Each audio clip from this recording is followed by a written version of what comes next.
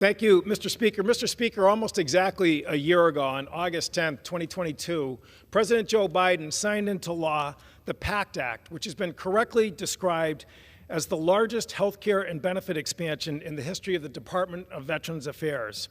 This was the result of a 5-year effort by veteran service organizations from the American Legion to the Iraq and Afghan Veterans of America and many others to bring external pressure on the Congress to pass a measure which will knock down barriers so that people who are suffering the ill effects of toxic exposure will actually have the care which they earned by wearing the uniform of this country and serving in some of the most difficult parts of the world. Again, after that measure was signed, and it had to overcome a last-minute filibuster by the Senate Republicans, which resulted in a 5-day sleep-in on the steps of the Capitol, and they finally relented and allowed a bipartisan vote to move forward in the bill to the president's desk. There was a lot of concern, though, after passage, whether or not the VA would actually move quickly to enact and implement these measures. Well, a year into the law, I'm happy to report that over 300,000 PACT Act claims have been approved.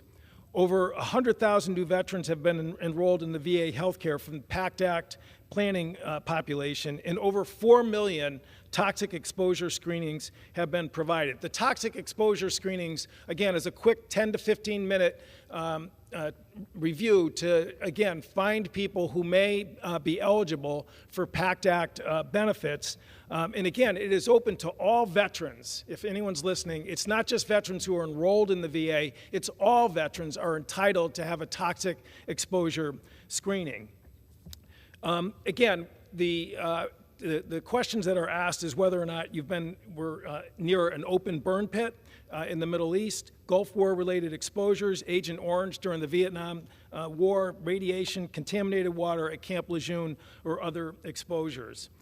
In my district, the 2nd District, over 1,000 veterans have filed PACT Act claims, and many have been successful in terms of getting their claims approved. One gentleman who served during the Vietnam War was in Thailand and had Agent Orange illnesses, but because the law prior to PACT Act only covered people who were actually in country in Vietnam, he was denied coverage. Again, he was successful in getting a 100% disability approved. Another gentleman who served in Guam, again, another new country that was added to the law because of the PACT Act, again, was also able to get 100% disability with a back pay award.